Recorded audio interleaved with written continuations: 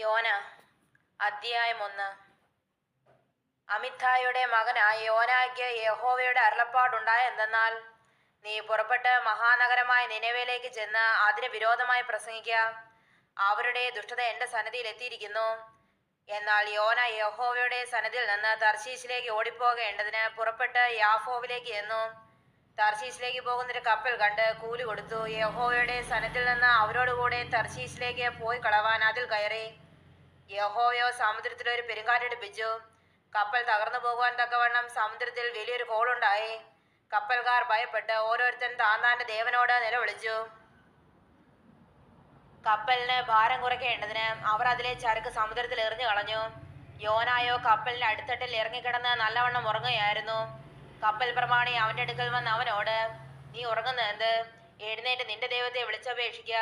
നാം നശിച്ചുപോകാതിരിക്കേണ്ടതിന് ദൈവം പക്ഷെ നമ്മെ കടാക്ഷിക്കുമെന്ന് പറഞ്ഞു. അനന്തരം അവർ വരുവൻ, ആരുടെ നിമിത്തം ഈ അനർത്ഥം നമ്മുടെ മേൽ വന്നിരിക്കുന്നു എന്ന് അറിയേണ്ടതിന് നാം ചീട്ടിടുക എന്ന് തമ്മിൽ തമ്മിൽ പറഞ്ഞു. അങ്ങനെ അവർ ചീട്ടിട്ടു. ചീട്ട് യോനായ്ക്ക് വീണു. അവർ അവനോട്, ആരുടെ നിമിത്തം ഈ അനർത്ഥം നമ്മുടെ മേൽ വന്നു എന്ന് നീ പറഞ്ഞു തരേണം. നിന്റെ തൊഴിൽ എന്ത്? നീ എവിടെ നിന്ന് വരുന്നു? നിന്റെ നാട് ഏത്? നീ ഏത് ജാതിക്കാരനെന്ന് ചോദിച്ചു. അതിന് അവൻ അവരോട്, ഞാനൊരു എബ്രായൻ, കടലും കരയും ഉണ്ടാക്കിയ സ്വർഗീയ ദൈവമായ യഹോവയെ ഞാൻ ഭയച്ചു വരുന്നു എന്ന് പറഞ്ഞു.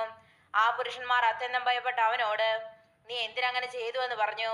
അവൻ അവരോട് അറിയിച്ചിരുന്നത് കൊണ്ട് അവൻ യഹോവയുടെ സന്നിധിയിൽ നിന്ന് ഓടിപ്പോകുന്നുവെന്ന് അവർ അറിഞ്ഞു. എന്നാൽ സമുദ്രം മേൽക്കുമേൽ അധികം കോപിച്ചത് കൊണ്ട് അവർ അവനോട്, സമുദ്രം അടങ്ങുവാൻ തക്കവണ്ണം ഞങ്ങൾ നിന്നോട് എന്ത് ചെയ്യേണ്ടു എന്ന് ചോദിച്ചു. അവൻ അവരോട്, എന്നെ എടുത്ത് സമുദ്രത്തിൽ ഇട്ട് കളവിൻ, അപ്പോൾ സമുദ്രം അടങ്ങും. എന്റെ നിമിത്തം ഈ വലിയ കോൾ നിങ്ങൾക്ക് തട്ടിയിരിക്കുന്നുവെന്ന് ഞാൻ അറിയുന്നുവെന്ന് പറഞ്ഞു. എന്നാൽ അവർ കരയ്ക്കടുക്കേണ്ടതിന് മുറുകെ തണ്ട് വലിച്ചു. എങ്കിലും സമുദ്രം കോപിച്ച് കോൾ പെരുകി വന്നത് കൊണ്ട് അവർക്ക് സാധിച്ചില്ല. അവർ യഹോവയോട് നിലവിളിച്ചു, അയ്യോ യഹോവേ, ഈ മനുഷ്യന്റെ ജീവൻ നിമിത്തം ഞങ്ങൾ നശിച്ചു പോകരുതേ.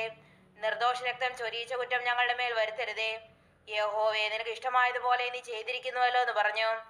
പിന്നെ അവർ യോനായെടുത്ത് സമുദ്രത്തിൽ ഇട്ട് കളയുകയും സമുദ്രത്തിന്റെ കോപം അടങ്ങുകയും ചെയ്തു. അപ്പോൾ അവർ യഹോവയെ അത്യന്തം ഭയപ്പെട്ട് യഹോവയ്ക്ക് യാഗം കഴിച്ച് നേർച്ചകൾ നേർന്നു. യോനായെ വിഴുങ്ങേണ്ടതിന് യഹോവ ഒരു മഹാമത്സ്യത്തെ കൽപ്പിച്ചാക്കിയിരുന്നു.